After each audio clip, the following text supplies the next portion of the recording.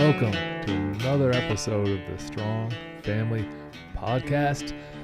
I'm Joe. I don't think I introduced myself in the previous episodes. I just go right into it because I want to get through the content on these first 7. These are the critical 7 elements of the Strong Family Path that we're doing first. Tonight we're talking about dinner time conversations. A strong family starts with well-worn out seats around the dinner table from an old German proverb. Mel, read us in.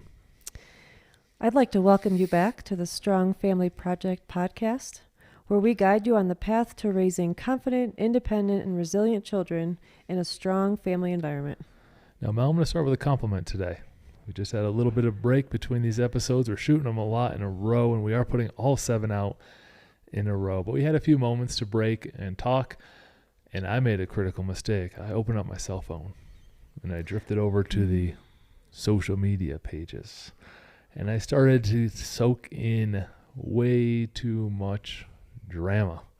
So much drama. And credit to you for limiting your phone usage is one of our goals during Lent, and it's going to be likely one of our family commitments overall, but just usage of time. You're doing an amazing job with it. Thank you. I appreciate that. Really trying to focus on what's important, and I think it's even more evident now that I'm not going on social media, how quickly you can get sucked in and directed from what matters. And that's really what this podcast is all about, is focusing on what matters, and that's our family and growing strong families and helping guide you to grow a strong family. It's the first things first. Family way above what we're talking about with social media and everything else. Yeah, you can fill that in at the end. Like, there's some uses of it, but first things first. Another side note, you grew up on 90s hip-hop when you hear there's so much drama and you start singing gin and juice in your head. Have you ever so much drama in the LBC? It's kind of hard being Snoop D-O-double-G. Was that you, Mel? No. You didn't grow up? I was the more sublime scene. Ooh, okay. I don't know if I should have admitted that. Yeah, let's quickly lose all of our followers. And let's get going. Back with our topic today, family dinners. It's something we've grown to appreciate a lot more. It's something that I did have as a child, and I didn't have as an early father, and I kind of wish I had. The family dinners seem to have gone by the wayside for just kind of efficient eating within the same household, but not really a formal dinner time. And one of our strong family elements is bringing that back. So when we first were married, my work schedule was ridiculous. A bit of a workaholic, and I realized that I was working much harder on my company and my job than I was on my family, and that was a big maturing and transition for me in life. But I would teach high school, and I was running a company at the same time, so I would train people, physical fitness, personal training from 6 to 7 a.m. I'd go over to school. School work day would start, I believe it was 7:40. I would get there early so I could get my work done. We'll go 7:40 to 2:50. At 2:50, school was out. My first training session in the evening with clients was at 3. So then I would go 3 until 7 p.m. with training sessions. Then I would have some pre-workout and work out myself and then go home around 8:30. Now, the reality of that schedule was that when our oldest son, Logan, was born, there were some weeks I would just see him on the weekend because he wouldn't get up till after I went to work, and he'd be in bed by the time I got home. And so that whole missing part of the day, missing family dinners, it became a little bit of a rub. And yes, for that shortcoming, I am sorry that happened. However, it's made us hold them more dear as we've gotten older and try to protect them a little bit more because we realized what it was like with and without. Mel, what do you got on family dinners? Well, I'm really glad that you brought that up, because that was a struggle for me, being home and not having you around. And then when Logan was born, and that was tough. And I think I always thought that change would eventually come, and I hoped for it and I prayed for it. And then we moved and have made that a big commitment. So I appreciate that you made that change. And I think a lot of families out there might think, well, our schedules are so tough, and it's easy to come up with a lot of excuses, and sometimes you can't make it happen every day. But if you at least look at this piece of the path and make it a priority and fit it in somewhere. We've seen how it's changed our family culture from being able to start doing that.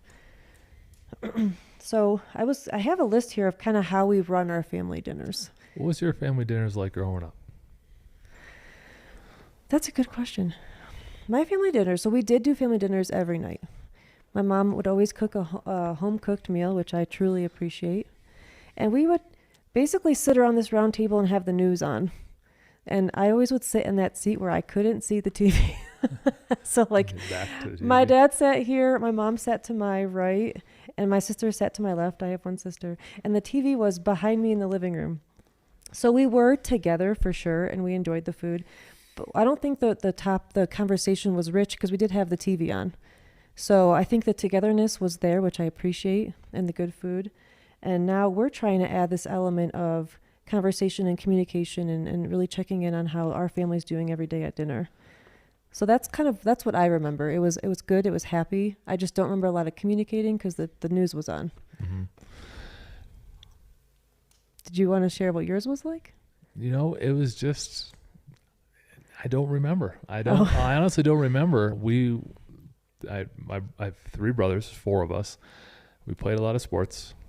And so it was kind of just necessary eating and get to the next thing, or you're coming home from practice and you got something else to go to. It was those sort of things where it just kind of happened. I remember it happening, like we had them, but I don't remember much other than that. And we do have some nights where both of our older 2 have activities. So there's a very short window of time. I pick up Logan from middle school. We come home, get home at 3:45. We have about an hour. So I do try to put some planning into quick meals, but the fact that we can still sit down together for at least 15, 20 minutes, that is a priority, even though there's the busyness of the evening. So there's got to be a little creativity when it comes to that. Last episode, we talked about family meetings. That's the more formal gathering. This episode, we're talking more informal, but we still have a rule of the podcast. And here's the rule. If we're talking and teaching and you find something valuable, stop, write it down, go over to your podcast platform, put it in the comments so we know what are the main takeaways. While you're over there, if you think we're doing a good job, hit us with a review, follow the podcast, and listen, those are check the box items. We have to say them. And I don't want them to fade into the background because that does help this podcast exist for you. So if you're getting value, law of reciprocity, give us a little bit back by building our energy by letting us hear from you. And speaking of hearing, the family dinners are a lot about conversation. How about that for a little transition, Mel? Bringing it back. Okay. Yeah, I did my best. Go ahead. Thank you. So the first thing that we do at family dinners, first of all, is no one gets to eat until everyone is there. Mm-hmm. So we kind of started that more recently because sometimes Joe would still be working for a little bit and we'd start eating. And thank you, Henry. Henry reminded me of one more thing that's very important, and that's grace. But we make sure that we're all there. We're all in the room. And we don't tell Joe dinner's ready until it's actually ready because he wants it to be like on the table. We're ready to go right now. Make me sound grumpy, but I'm working like right up to the minute because there's just so much to do in a day. And this is for me to focus on dinner. I will be present at dinner time 10 minutes prior when I'm trying to write one last email, follow up with one more person, call one more staff member, write one more gratitude note to someone who's helped me along the way. Hey, 10 minutes to dinner. Hey, 8 minutes to dinner. Door opens, 7 minutes to dinner. Like, how am I supposed to? Yeah, so you're making me sound like, I want dinner on the table. Oh, no. It doesn't matter like that to me at all. I just, hey, it's ready. I will close my items, and then I will come and be present at the table. Yes, that's exactly what I meant. Thank you for clearing that up. So after we're all there at the table, either Logan, Henry, or Everett's kind of stepping up to this now, we'll say grace. And we simply, excuse me, we're simply grateful to be there at the table. So thank you for the food. Thank you for, oh my gosh, I'm saying it wrong. Henry, remind me. Yeah, so we start with a grace, and then if that's not your thing, that's okay. But you should have some separation between your work day and your sit down, let's consume food day. So maybe it's a review of your core values, a review of a family mantra, or a question that each person answers. There's lots of ways to create that separation. but make it purposeful. So you're just not kind of flowing in, half chewing, one person sitting down while one person's going up to get their drinks, and start together. Okay, thanks for the clarity. And then once we're sitting and we start eating, usually a conversation will come up. Or if not, we start with our gratitude.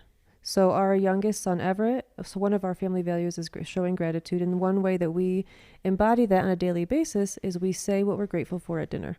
So Everett has taken it upon himself to be really clever and creative with how he picks who goes first.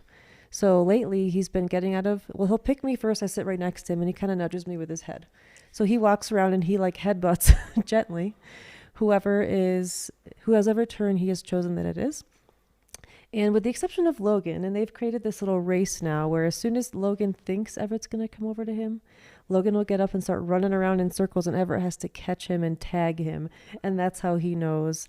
And at first it was like, well, we should all just sit at the table and not get up and all that. But you know what? It's such a fun, creative thing that's kind of organically happened on its own. So that's really, really fun. So that was one of the biggest things that we want to make sure that we don't leave the table until Everett is able to take care of his responsibility and show how he's valuable by asking each of us what we're thankful for.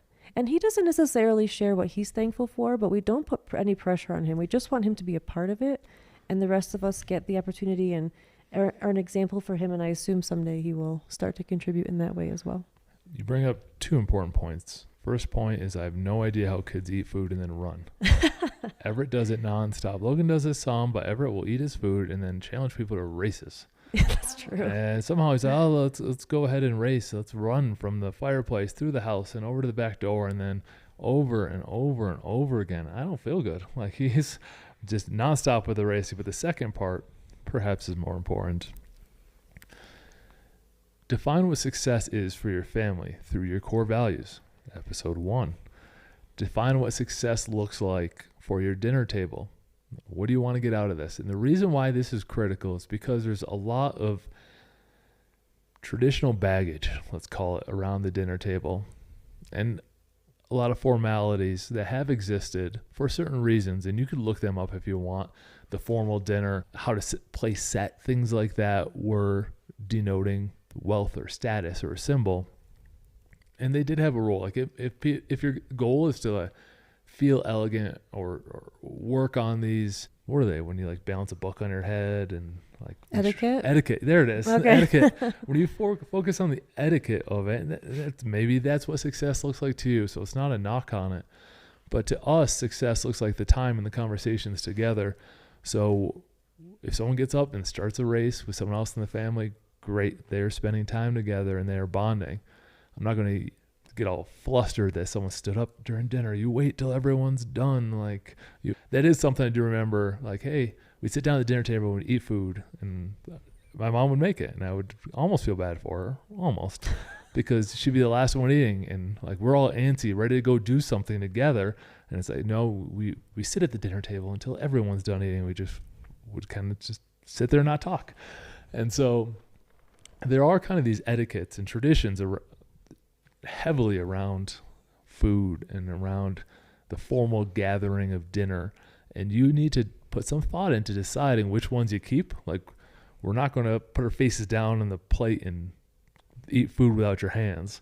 Like, don't be ridiculous with it, but which ones are you going to keep like that? Like, hey, sit up straight, like have some conversation, look people at the eyes. Those are things that we do hold as important in our family, not as much as, oh, you have to have this perfect balance of things. You have to have your fork on that side. You have to have this level of serving dish, the fine china that the wealthy folks have. Like, we have to live and eat like kings and queens of yesteryear.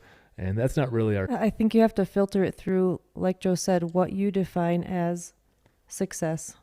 So for us, success is wanting to be together and hanging out and having gratitude and enjoying some time. And that might look a lot more informal than some people might be used to.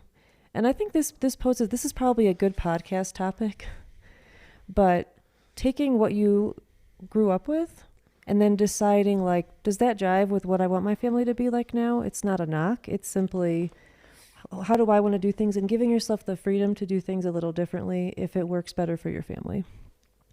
That is a huge podcast topic. And what we definitely need to do, because it's not necessarily negative or rejection of tradition or culture.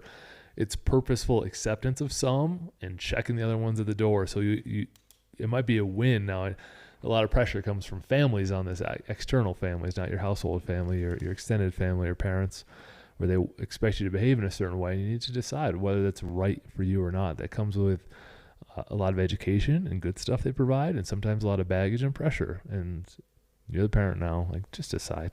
Yeah, put on the big kid pants around these items and around the dinner table, and then you can decide if, hey, I really loved this thing we did before, let's keep doing it, or this thing doesn't serve me and my purposes, so we're not going to invest our time with it because it's costing us the opportunity to do a better job at these items that are important to us.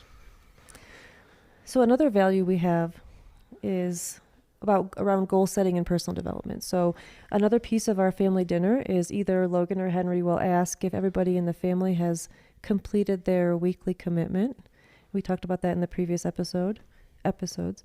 And we go around and we each say if we either have done it or haven't done it. And if we haven't, it's a nice gentle reminder to you still have a couple hours in the day to complete that task. This is something you should probably pause the podcast after we say and write it down. And you can even comment on it. It's called LMA. Lead, manage, and hold accountable. After you establish the parameters of what it's like to be in your family, there is no magic switch which makes it happen all the time. You have to lead, manage, and hold accountable. LMA all the time. And so this little daily commitment check is a little part of accountability. Without a daily check, people will wander. People will forget. It is reasonable. They have so much going on during a day. Without these pieces baked in, it'll be so hard to work towards your one-year goals. It'll be so hard to work towards your family vision. And if you're constantly gently nudging by using LMA, constant gentle pressure in the right direction, you avoid a lot of the big blow-ups, and you avoid getting so far off track where you have to have a big meeting and like recorrect everything. Just nudge things a little bit along the way. And that daily commitment check happens during dinner, which is just a simple share. Is it done? Yes or no? That's 3 seconds, but it's a valuable 3 seconds. Another piece of our family dinners is questions. So we don't necessarily come to the table with a specific question. And Joe's really creative with thinking of ways to ask the kids about their day. Like if you could describe your day as a color, and then they get thinking about it. So it's not simply, how was your day, good or bad? We know that there's so many components to your day, and some can be great, some can be terrible, some can be medium. And so we try to find... Not terrible. Oh, medium or better always, right? Thank you. Yeah, it could be medium. So we try to get creative with that kind of question. I don't know if you have another example of how you ask, because you just ask good questions. So that's a great segue of something you didn't know. I went on the website, strongfamilyproject.com, and wrote an article. Like, you don't even have to opt in for it. You don't have to give anything other than click a button and read it on dinner time topics. I believe I put 5 questions up there that I like to ask as a way to get started. It is good to have some ideas to ask. We tend to lean on the surface level. Like, hey, how's your day? Good. Not a great question. The quality of questions you ask will directly relate the quality of dinner time you have. And when you ask questions, you generally want to hear the answer, and don't just have another question prepped beforehand. Listen to what they say and then comment back. That is a good example. We work on that a lot with our kids. We want Logan to be able to listen, digest it, and then ask an on-topic question, and something he's improved greatly on, because we would be talking about, say Henry would be talking about recess and soccer. We look over Logan and he'll say, like, I have 3 light bulbs in my bedroom. Like, it would just be random and off topic. And he's gotten so much better on it through this questioning. Mel's got some good ones, but we'll ask things like, who did you sit with today at lunch? Because we'll be curious. Then we'll ask a follow-up question on those kids. Who made you smile today was a question that I asked Logan. Logan told me that something that made him smile today was his first period social studies teacher that stands by the door and greets him every day. I didn't know that. And so I sent that gentleman and the principal an email. I said, hey, we were talking about it at dinner. My son brought up that he appreciates you making him smile first thing in the morning. And it meant a lot to that teacher, and it meant a lot to that principal, because I wanted to acknowledge that that behavior and how it impacted my son, and share that gratitude that I had as a father with that teacher. And the only reason why I knew it happened is because I asked a question. It had been happening all year. It's something the teacher did every day. And we're 4 months into the year, but it was the first time I learned about it because I asked a better question. Mm-hmm. And I think sometimes this can be awkward if you're one of the families that has just spent dinner as a time to eat or rush or have the TV on. So before we came up with better questions, we used to have this thing called the chat pack. And it's just little questions you can have at the table, and a kid can choose a question out of the bowl. And I'll just read you two, for example. So some of them are really fun. If you could safely take a ride on the back of any wild animal, which animal would you like to ride? So it takes away the pressure of thinking of a question if that's not your strong suit, or if you're just you're just starting to create this new culture in your family. But you never know where this might take you. Bison. Go ahead, next question. If you had to describe your personality in terms of a sound, which sound would it best describe it? And this might be kind of fun. You know they'd all be giggling about fart noises. You know you'd be giggling. I didn't apparently. even think of that. I would giggle. Is that what you thought of? Yeah, Henry's over there laughing. But this could be... Our podcast director, 11-year-old Henry, knows that he would have made a fart noise. Okay, well. All right. I was going somewhere else with it, but okay. Because each person could answer, but then everybody else could answer also of how they view them. And it's just kind of you might learn more about each individual person in your family. Because even though we are a family unit, we recognize as parents, I think part of our philosophy, it's another podcast, is that each individual in the family is their own person with their own skill set and their own goals. So questions are kind of a fun way to learn more about your kid and something you might not have known before, or even about parents. I think sometimes kids see parents as just their parents and not as people who had a history and are individuals. So who could rap gin and juice if you wanted to. Okay. I guess so. So I guess what sums that piece of it up is we're working on communication skills, because the kids do spend hours of the day elsewhere at school, and we want to be able to send them out there and that they feel confident that they can communicate clearly and well. And family dinner and asking these good questions is a great practice session for that. I agree. Okay, I have the next thing. Do it. Joe has mentioned before he had this legacy project of a book he wrote for our kids, all kinds of ideas. So there's one piece of information or a paragraph per day about a topic that was special to him that he wanted to share.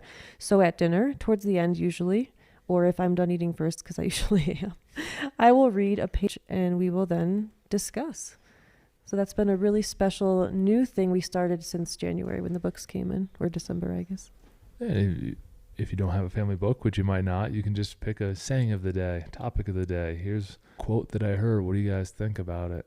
And so there are different ways to start it. I love that we have the Legacy Project. I do encourage listeners to participate and write a longer Legacy Project book.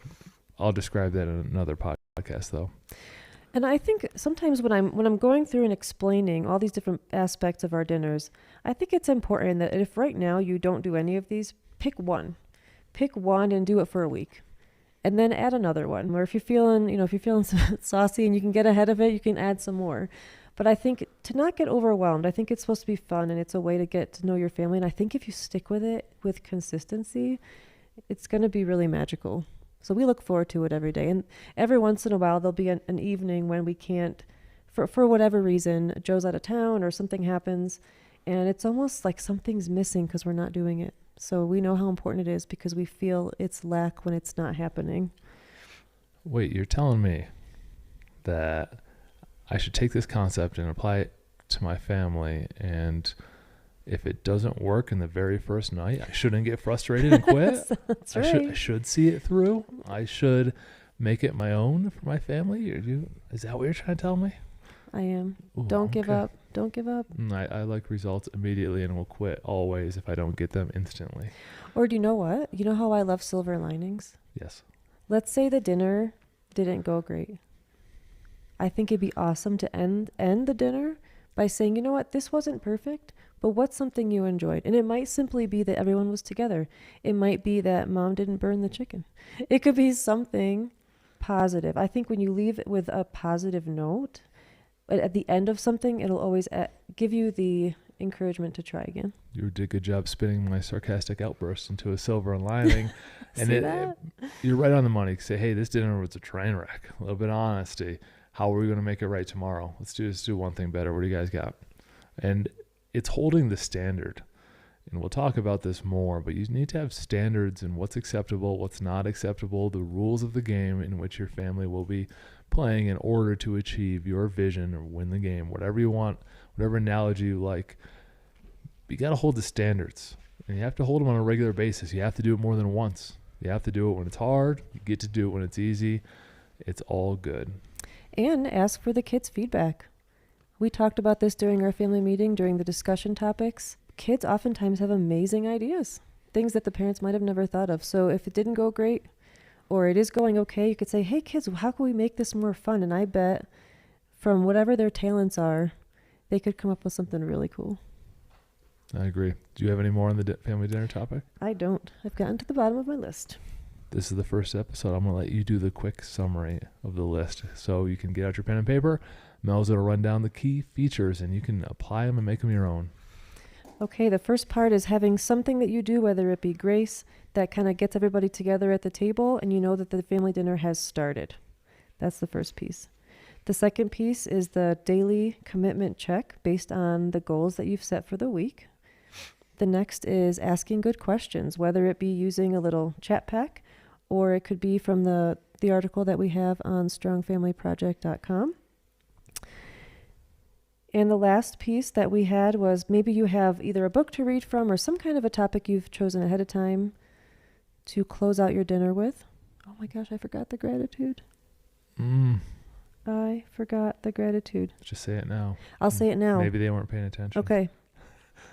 Our youngest son, Everett, I know I talked about that earlier. About it, yeah. Oh my goodness. It You wasn't did on my about list. It must have just been in my mind. So we do the gratitude.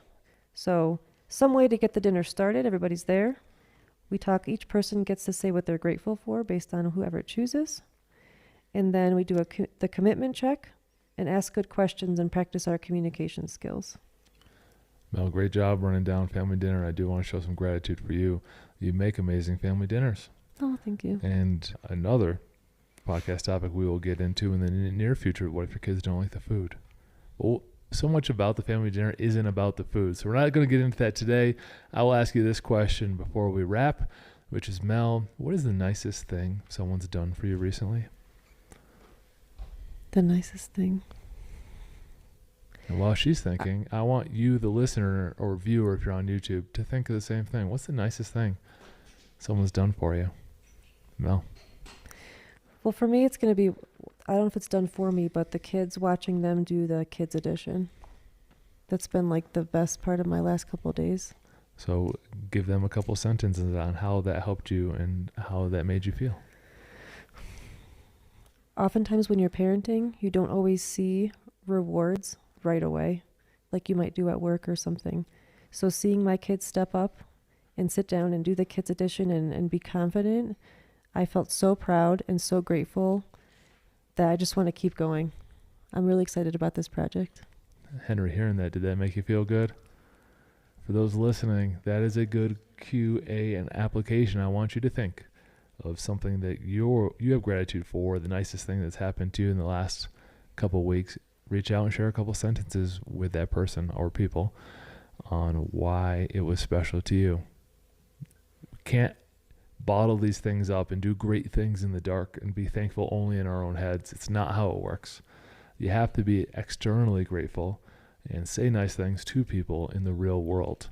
So get active, get engaged, come up with your family dinner structure. Now, there's a lot of different ways you can apply it,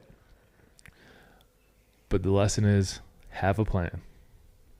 Go through it. Mel, thank you, and thank you for sharing that gratitude. Thank you to our video producer, Logan, and our producer, Henry.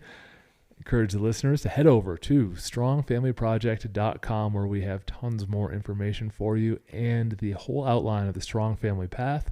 We are on element 4, I believe, of 7.